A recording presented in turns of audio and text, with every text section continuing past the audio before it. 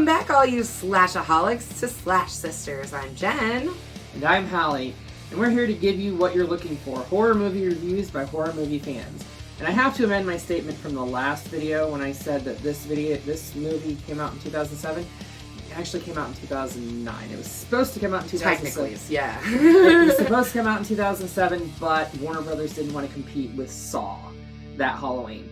And for some unforeseen reason, it still didn't come out in 2008, and it was directly released to video in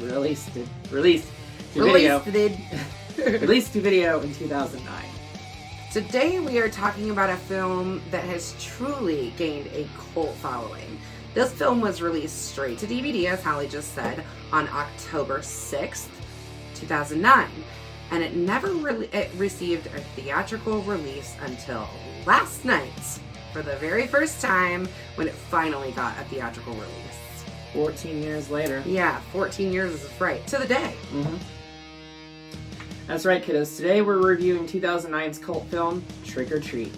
And just announced recently, they also are getting ready to start, actually they're in full swing, of Trick or Treat 2. A sequel! This has been in the works for 14 years as well. Actually, Sequel, more like 15, like 15, 16 years, because they finished filming and everything in 2006. So yeah. It's been in the works for a long time, and we're finally, got confirmation that it's happening. Mm-hmm.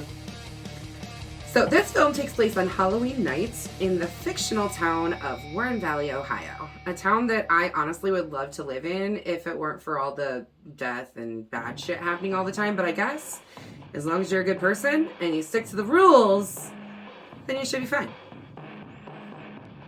Speaking of rules, our enforcer, our main little dude throughout this entire beautiful montage of Halloween tales, our sweet little pumpkin head himself, Sam Hain, or as most people know him today, just Sam.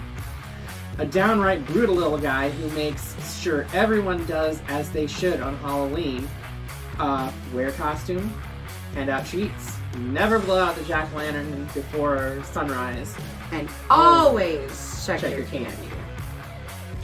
This is an intertwining story, and we're going to try and break it down into little sections. Just so you know, the story, there is a couple of stories that kind of go through the whole movie. So we're going to break it down, a little bit into storyline. Right, so we're going to start off with the opening, which features Henry and Emma. The first in the movie, it's a fun, quick little opener. We see uptight twat Emma, played by Leslie Bibb, and her Halloween-loving husband, Henry. We see Emma blow out the jack-o'-lantern at the entrance to their house, and then proceeds to unceremoniously tear down all of the Halloween decorations, while Henry goes inside to put on the tape. Yeah, I'm sorry, but she takes down the decorations on Halloween. Yeah, I understand that. I understand her mom's gonna come into town the next day, but it doesn't make sense. Yeah. It's clearly and her mom knows where she's going.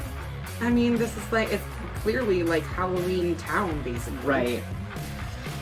Anyway, as she proceeds to tear down the stuff, Emma is attacked by an unseen assailant, who we later see dragging her body back into the yard. By the way he's struggling to move her, we realize that she was attacked by a kid. Or at least it appears to be a kid. Small stature, for sure.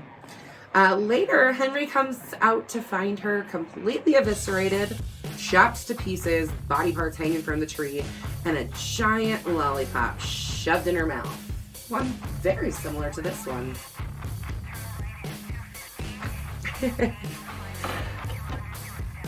Next, we're moving on to another tale, Principal Wilkins.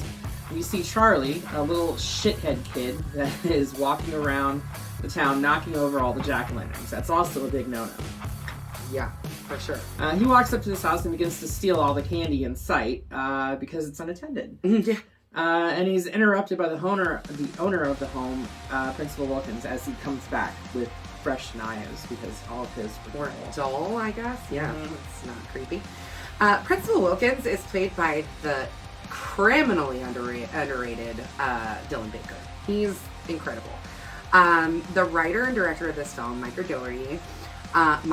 Dougherty, I can't even say his name, Michael Dougherty, also actually wrote this part for Dylan Baker. Mm-hmm. He said he always loved how he was fantastic at being charming and creepy, which that describes Principal Wilkins to a T for sure.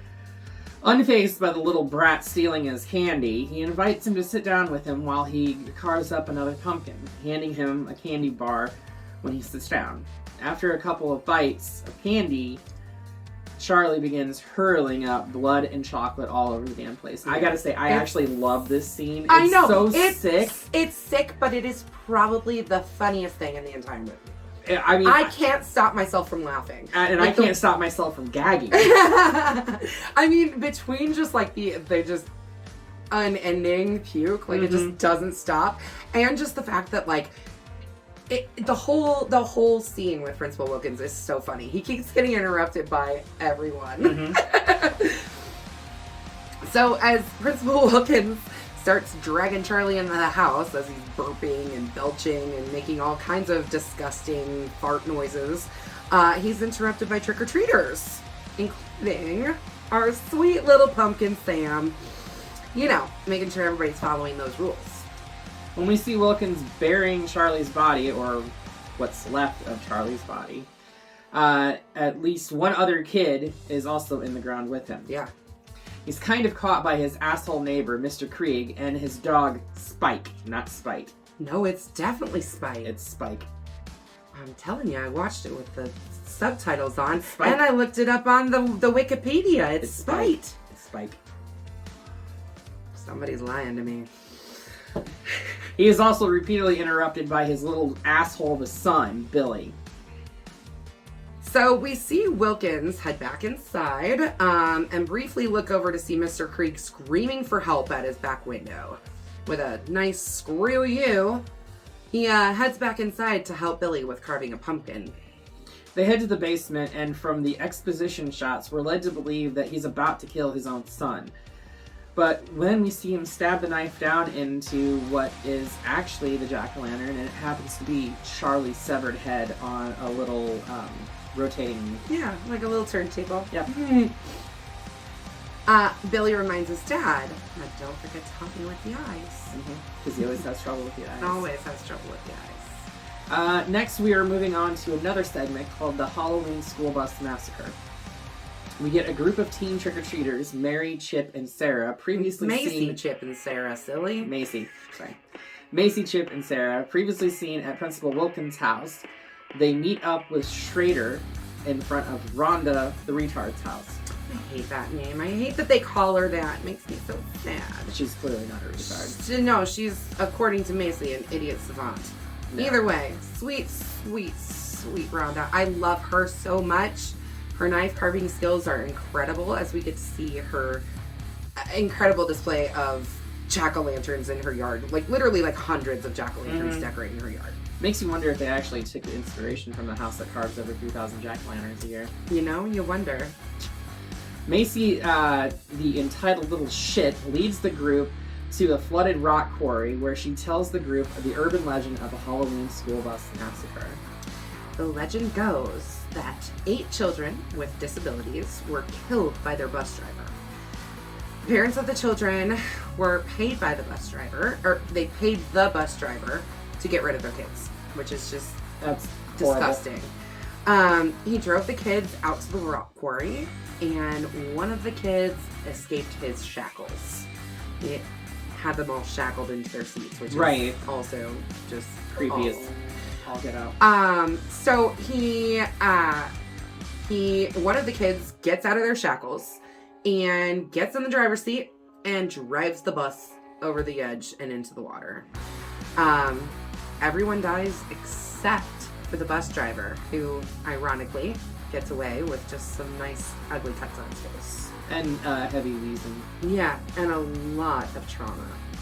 As a tribute to the dead children, they have all brought along 8 jack-o'-lanterns to place at the side of the lake to pay homage to their souls, like I guess. Yeah, a nice tribute to the children that were killed.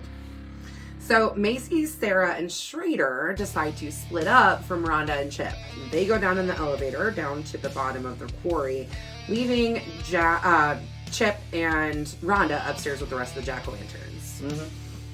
Well, they start to hear screams coming from downstairs. Rhonda goes to investigate and is pursued by horrifying creatures. She falls and hits her head pretty damn hard because she's knocked unconscious for a little bit. Yeah.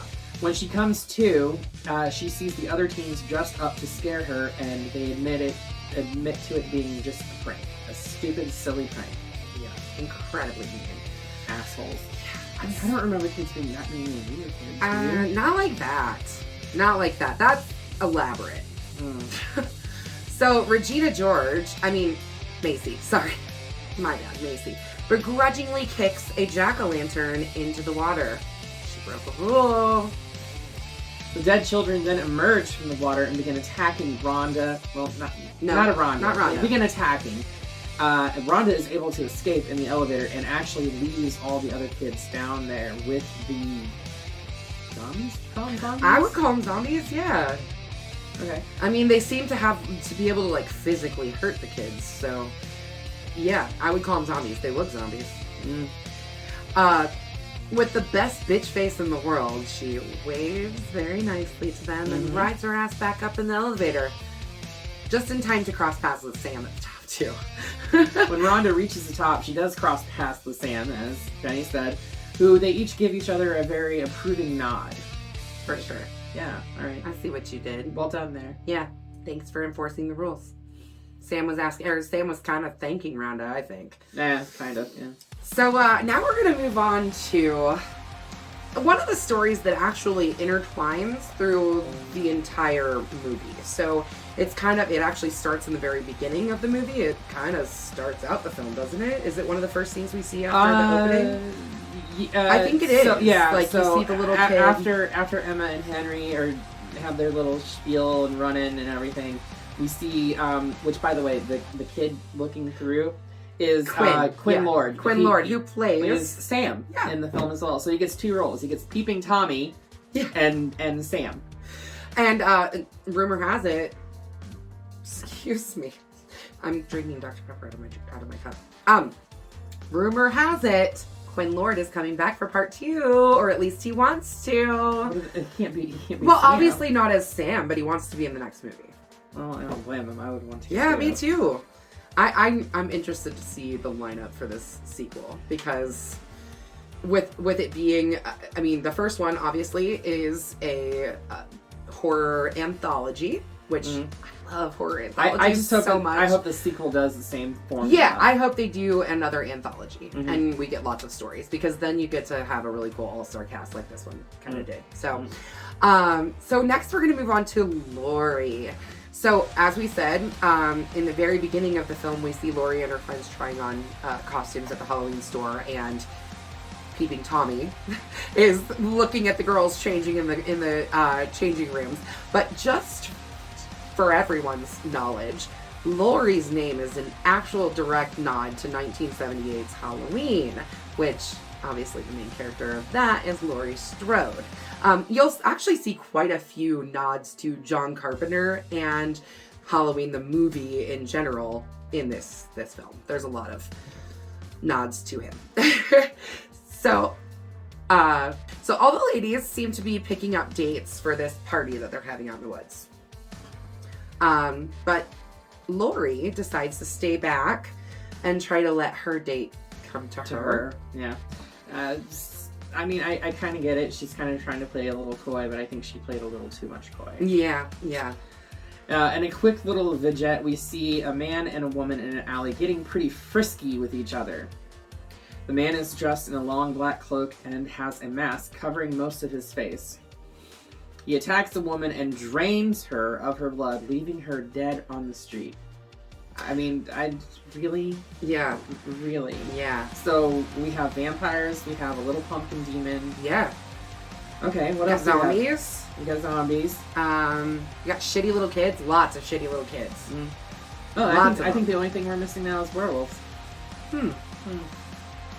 Anyways, so Laurie, who is expertly played by Anna Paquin, notices this man, the vampire man, and he certainly notices her. In fact, it was funny, I was going back and watching, and he's behind her in so many clips that I did not notice before today. Like, he's just lingering in the back shots while she's talking and looking around at the festival. So, yeah, we see him starting to follow her, and she's really kind of using her little tricks to try to lure him in to get him to follow her. We then see a body fly through the sky and land in the midst of the party, wearing Laurie's Little Red Riding Hood cape. Yeah, that's right. She was Little Red Riding Hood. Yeah. A little bit on the nose on that one. Yeah. Her friends uncover the person revealing the incapacitated vampire, because, let's face it, there's no vampire. Yeah.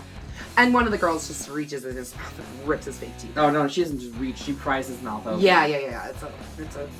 Yeah.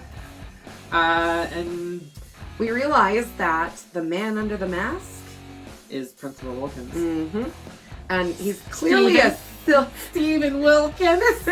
He's clearly a serial killer, and he wants to be killing in a lot of different ways. Poisoning, chopping kids' heads off with a shovel. But I think he must have tried to kill that kid previously, obviously. Well, yeah, but chopping kids' heads off after poisoning the kid, and draining people of their blood in the midst of a festival, and trying to do the same to Miss Anna Paquin's Laurie. But clearly that didn't work. So all the women begin shedding their clothes and their skin. And that's when we figure out that they're freaking werewolves. That's why I said a little on the nose for the Little Red Riding Hood costume. Definitely. My, what pink eyes. I have to say, that was pretty gross and wonderful special effects, which most of it was actually done practically. Yeah.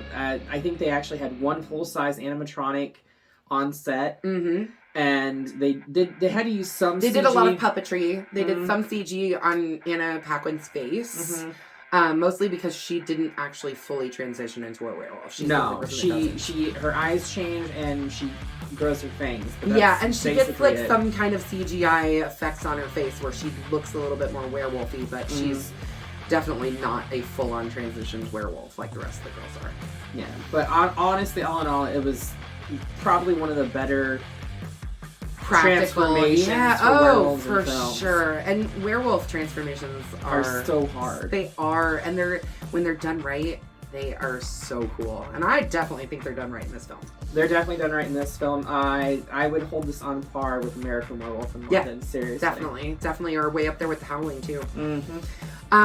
Anyways, so they attack all of their dates and devour them and howl at the moon. And we pan out to see Mr. Sam sitting back watching the werewolves just enjoying their meals. Yeah. By the way, when this is all happening, the werewolves howl. That actually is heard in the story of the schoolhouse massacre, because Rhonda and Chip hear them. Yep. At the top of the quarry. So you can kind of see how everything's intertwined. There's actually only one thing that fully connects everything, and that is Mr. Sam. Good old Sam. So we go now to Mr. Krieg, who we mentioned earlier lived next door to Principal Wilkins, and the story of Sam himself, because we actually get to see him in his full pumpkin-headed glory. Yes. Mr. Krieg is the Halloween-hating neighbor of Principal Wilkins, who we saw screaming at the window at the principal's story at the beginning of the story, trying to get his help, and we see him tackled by something, but we're not quite sure what the hell it is. No. It happens so fast. So Krieg is played by the absolutely legendary Brian Cox, and he actually based his character on the looks of John Carpenter. He wanted to look like John Carpenter. They got him the wig, they put on prosthetics on his face to make him look more like John Carpenter. Like when I was saying earlier that they have a lot of throws to John Carpenter, they literally put John Carpenter in the film. Yeah, well, for lack of a better term, Yes. This mean old man whose house is not decorated and whose lights are not on actually scares off little trick-or-treaters with his dog, Spike. Not Spite. With a mask, howling, growling noises, the whole shebang, gets them scared off, and they actually drop their candy and he picks it up and eats it himself. Yeah. Actually, I think he only takes a bite of it. I'm wondering if it was poisoned because, like, he kind of spits it out, like, into his hand, like, oh, that tasted awful. Right. Either that or he just doesn't like candy. Well, you can clearly tell he doesn't like Halloween because Yeah. as he sits down and is flipping through the stations, there's like only one thing on that's not Halloween related, and that's what he watches. Yeah, wasn't it like a power juicer or something like that? It was definitely like an infomercial. Right? Yeah, it was an infomercial. It was that guy that was like, set it and forget it. Oh, set it and forget it. Yes. Oh man. So after this, he starts to experience some strange things around his house. His house gets egged. His lawn gets filled with like hundreds of really ornate pumpkins. It almost looks like Rhonda's yard, to be honest. And then the walls are completely covered in Halloween and Samhain messages all over all of his walls. Right. Krieg is then attacked by Sam himself in an almost hilarious... Actually, no, it is hilarious. It is hilarious. It's so funny. We literally see a kid attacking an old man. Yeah. But I mean, the kid has like a giant, like, rounded, bulbous head. Yeah. So he's like on top of him. He's like smacking There's a his lot head. of like, just like, it's very funny. It's very funny. It's very funny. They actually used a stunt woman and an 8-year-old stunt person for a lot of the scenes. Yeah. But Quentin Lord was actually in most of it. Yeah, for sure. Which I just think is so great. And Brian Cox, what a champ. So, Krieg manages to unmask Sam in the fight. And it is revealed that his head is some kind of horrifying mixture of pumpkin and skull, I guess. Yeah. So actually, Michael Dougherty, when he was telling the makeup effects team what he wanted, he's like, picture a pumpkin in the shape of a skull that looks like unborn fetus. Oh, gross! That's literally he succeeded. Yeah, for that's sure. exactly what he got. For sure. Krieg uses his shotgun with his NRA membership card handy dandy in his pocket and pops Sam full of lead or buckshot multiple times. And as Sam goes flying across the house, we see pumpkin innards flying all over the place. Yeah, pumpkin guts. He literally is our little pumpkin. Yeah, that's why I say he's a pumpkin head. But not to be confused with Stan Winston's pumpkin head. That's a completely different story altogether. So we actually also get to see just how hard Sam is to kill. Oh, right, like his hand getting blown off. And then crawling back to him. Yeah, in like a total Evil Dead nod. I think. I don't know. Seeing a severed hand running around all possessed and stuff. I was thinking Thing. Well, yeah, that too. For sure, because the way that he dances across the floor. Right. But yeah, eventually, Sam corners Krieg and takes his full lollipop, takes a bite out of it, and goes to stab Krieg in the chest. But when he does, he actually stabs a candy bar, which fulfills the rule of handing out treats. So Sam walks off and lets Krieg be. Yeah, Sam spares Mr. Krieg's life and leaves him. And we pan out on a shot of old photos being burned inside the fireplace. As it turns out, Mr. Krieg was actually the school bus driver from the school bus massacre. So he lived with that guilt for all those years. Probably one of the reasons why he hated Halloween so much. Yeah. And the reason that he has those scars on his face. Right, because he does have scars on his cheek.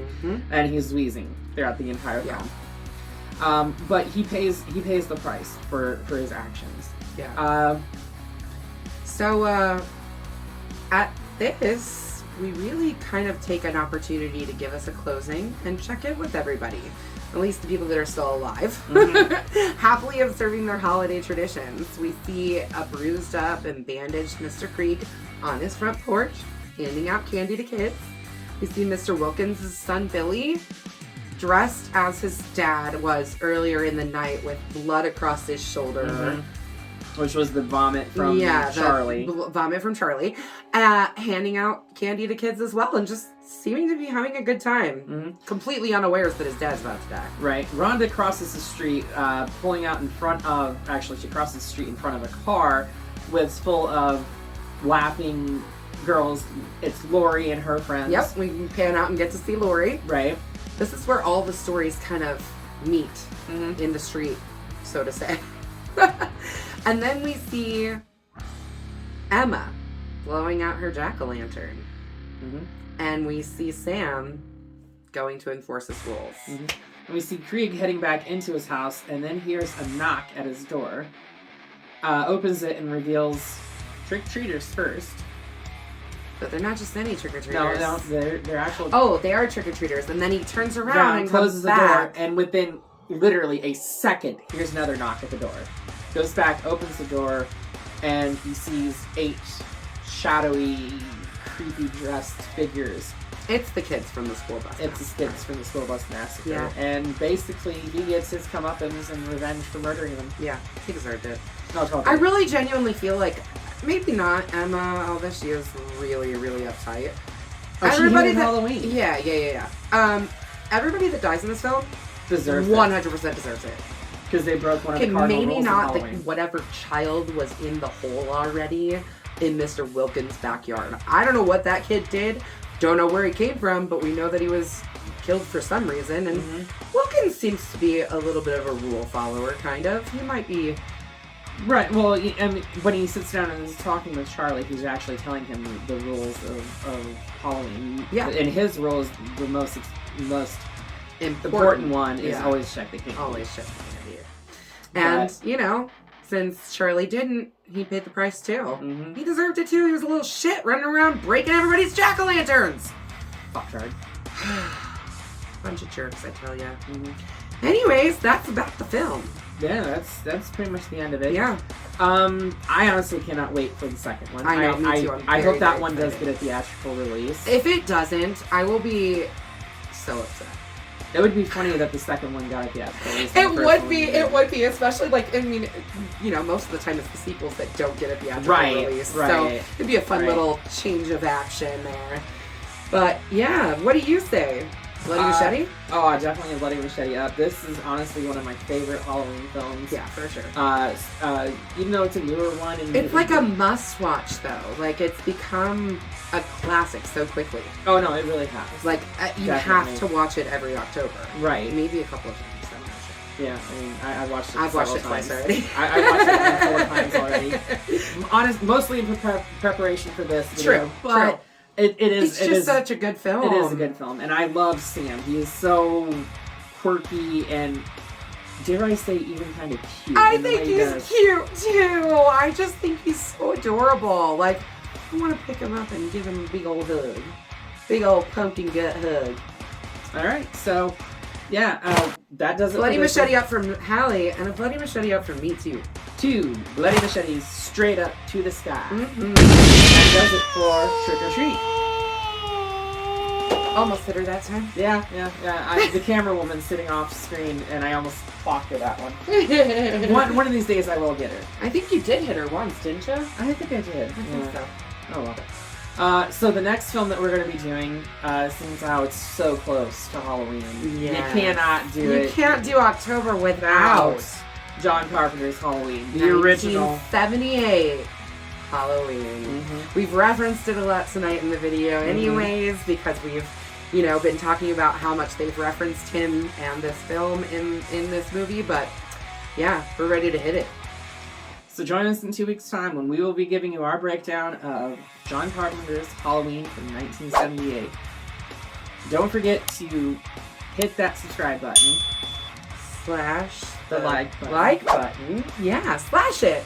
And ringling the grave bell. And we will see you in the afterlife.